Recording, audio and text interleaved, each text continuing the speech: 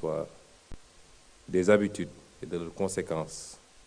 Notamment, constatons que nos administrations sont en partie décalées par rapport à la société. Et pourtant, nous devrons réaliser cette transformation, la réaliser coûte que coûte, vaille que vaille. C'est ce qu'a indiqué ce matin le président de la République, dont l'allocution peut être perçue comme le discours sur le changement. Permettez-moi à présent de vous livrer celui sur la méthode de ce changement. Mais que devons-nous changer de prime abord?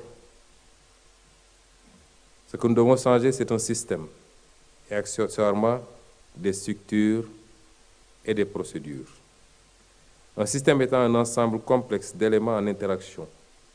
On appellera changement systémique un processus qui favorise le changement structurel de tout un système en se focalisant sur la relation entre ces différentes parties. Un changement systémique vise à s'attaquer aux causes d'un problème et pas seulement à ses effets. Pour l'autorité politique, il y a différentes façons de gouverner et de conduire le changement. J'en citerai deux. Procéder par édiction de normes et de directives en décidant simplement ce qu'il faut faire et en s'en remettant au jugement futur du citoyen électeur. Ou alors, travailler de concert avec les différentes composantes de la société, en délibérant et en négociant les orientations à prendre. Se limiter à une manifestation de l'impérium par l'outil législatif et réglementaire sacrifie tout l'avantage d'être simple et direct à la fragilité des acquis qu'il engendre, souvent immédiatement remise en cause par manque d'inclusion. Privilégier la concertation, par contre, est certes plus complexe, plus studieux, et laisse parfois de côté certains secteurs. Mais ça permet, en revanche, de construire sur des assises plus robustes et plus durables, en ce que le changement qui en découlera ne sera plus simplement imposé, mais inclusif. Il est débattu et négocié. Aucune de ces méthodes ne suffira à elle seule à conduire et réussir le changement systémique prescrit par son Excellence, le Président de la République. C'est pourquoi notre méthode consistera en une combinaison des deux formules. Nous réunirons par exemple, dans les jours à venir, tous les grands acteurs sociaux afin de trouver une façon acceptable de conduire la chose politique par une administration performante et stable dans l'exécution de ses missions, dans un contexte rendu difficile, malgré les efforts colossaux de mon gouvernement durant ces 9 derniers mois, par la situation tourmentée des finances publiques.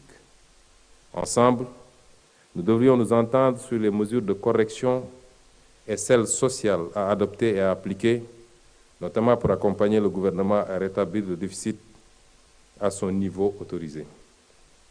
Ce sera également le cas pour les effectifs humains de l'administration et leur impact budgétaire, rapporté à l'efficience, l'efficacité et la productivité attendues.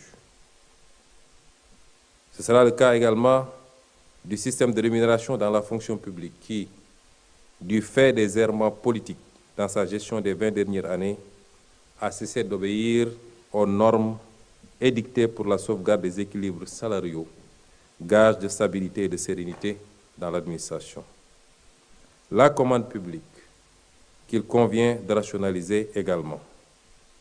Pour la plupart de ces chantiers, nous ouvrirons les concertations nécessaires, telles que le chef de l'État en a jeté les bases avec l'organisation, dès les premières semaines de sa présidence, des assises de la justice, qui en annoncent beaucoup d'autres. Nous veillerons ensuite à la fidèle normalisation et à la correcte exécution des conclusions qui en découleront. Mesdames et messieurs, chers participants, exécution. Voilà en réalité le ventre mou de notre administration.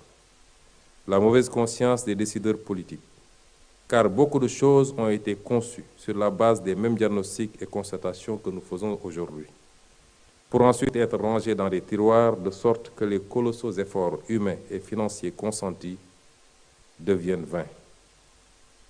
Créé par décret numéro 2017-231 du 7 avril 2017, dans la foulée du Forum national d'administration tenu en avril 2016, le comité de modernisation de l'administration publique en est la parfaite illustration. Cet organe de gouvernance du programme d'appui à la modernisation de l'administration, le PAMA, placé sous l'autorité du Premier ministre, n'a jamais été fonctionnel. Cet état de fait a plongé dans une léthargie profonde tout ce programme, dont l'objectif général était pourtant de contribuer à l'action de modernisation de l'administration du Sénégal afin de lui faire jouer, afin de lui faire tenir son rôle moteur dans le processus de développement du pays et en s'appuyant sur une stratégie d'intervention consistant en une optimisation du cadre organisationnel de l'administration, une amélioration de la qualité des services offerts aux usagers et une professionnalisation de la gestion des ressources humaines de l'État. Aussi, la déconcentration et la décentralisation, la gestion axée sur les résultats, le renforcement des capacités de conception et de gestion des politiques publiques, la loi de la fonction publique, la charte de qualité générale de l'administration, le nouveau système de rémunération, le code de déontologie des agents publics, la loi d'orientation de l'administration territoriale, la charte de la déconcentration, le schéma directeur de modernisation de l'administration, et j'en passe, sont autant de chantiers prioritaires, voire vitaux, suspendus depuis bientôt 10 ans. C'est pourquoi nous avons entrepris de relancer ce programme en le restructurant pour l'adapter aux priorités et impératifs du nouveau référentiel des politiques publiques, la vision Sénégal 2050. Ainsi, le réajustement du cadre juridique et institutionnel de pilotage et de gestion du programme est en cours de révision pour une meilleure prise en charge des nouveaux défis, notamment celui de renforcer les ressources à la hauteur des ambitions déclinées et permettre d'apporter des réponses aux usagers du service public, par la dématérialisation intégrale des procédures de l'administration, par la généralisation de l'application de la stratégie nationale d'accueil, d'information et d'orientation, par la modernisation de la gestion des ressources humaines au sein de l'administration publique, par la modernisation des procédures et du système d'information des régies financières, par le renforcement de la politique nationale de conservation et de gestion des archives et de la documentation administrative, par l'application de la charte de la déconcentration, par l'accompagnement des politiques de territorialisation des projets, par le renforcement des mécanismes de facilitation de l'accès des usagers aux services, par l'institutionnalisation du Grand Prix du chef de l'État de la meilleure administration publique et par la généralisation de l'application de la gestion axée sur le résultat. Quant au pilotage de la transformation systémique, nous partons du constat que le groupe des entités publiques et parapubliques, qui absorbe 70% du budget de l'État, représente un levier opérationnel critique pour la bonne mise en œuvre de l'agenda national de transformation. Mesdames, Messieurs, cette importante rencontre devra être donc le premier jalon pour les acteurs publics que vous êtes, d'une bonne appropriation et d'une bonne compréhension de la vision et du master plan, afin que chacun d'entre vous puisse participer activement à sa mise en exécution. Dans le cadre de chaque structure, dans ce cadre, chaque structure devra disposer, dans les plus brefs délais, d'un contrat de performance avec des objectifs alignés à la lettre de politique sectorielle de sa tutelle. Lettre qui, elle-même, doit être impérativement alignée au master plan 2025-2034.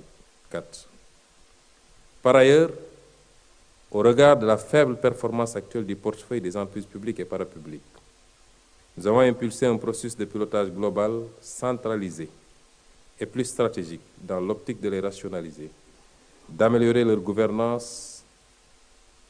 Le vérificateur général, aujourd'hui, ce matin, nous a fait étalage d'un certain nombre de manquements. Je n'en citerai que le fait qu'aujourd'hui, quasiment aucun des conseils d'administration ne respecte les standards d'un bon conseil. De restructurer les entités déficitaires afin de faire émerger parmi elles de véritables champions publics locomotive de la dynamique nationale de transformation.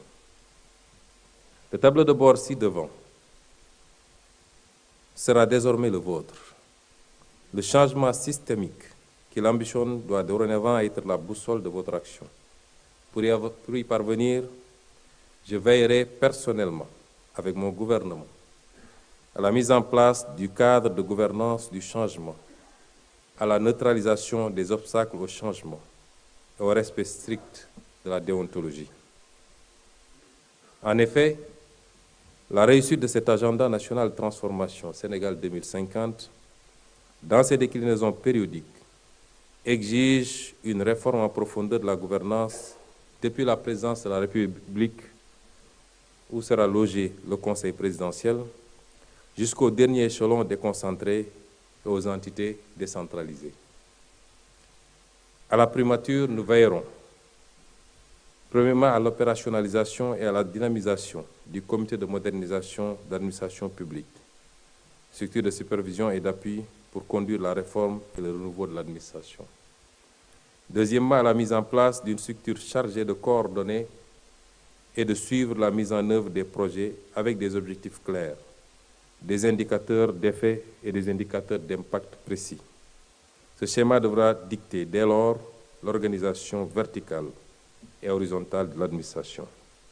Enfin, la création de l'Agence nationale de centralisation de la commande publique, dont le projet de décret sera incessamment soumis au chef de l'État.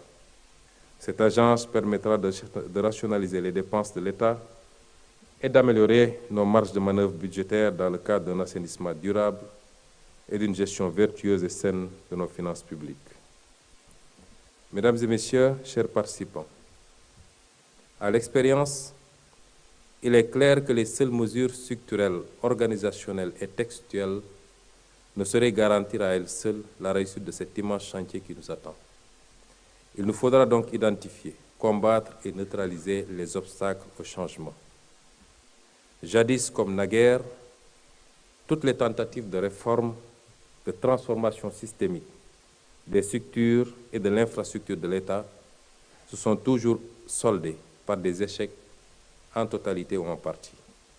La faute certainement à la faiblesse des volontés politiques qui les ont portées. Mais la faute aussi et surtout aux vives réticences au changement, au conservatisme bureaucratique et au lobby de préservation d'intérêts de groupes professionnels ou occultes.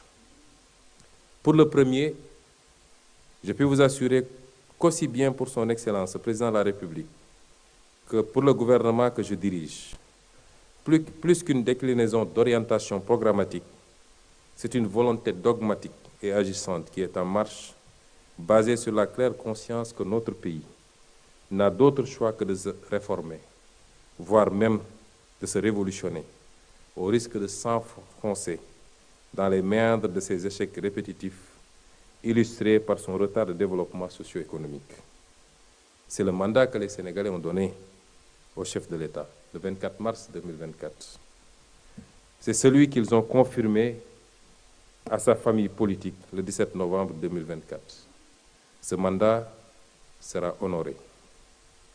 Quant au second, qui vous concerne précisément, mesdames et messieurs les administrateurs et managers, ainsi que les équipes que vous dirigez, aucune réticence ou entrave à la volonté politique exprimée par le détenteur du suffrage et chef de l'administration ne peut et ne sera tolérée, excepté les cas où il s'agit de s'ériger contre les ordres manifestement illégaux ou de lancer des alertes contre des pratiques en conflit avec la transparence et la déontologie, ce que nous encourageons fortement.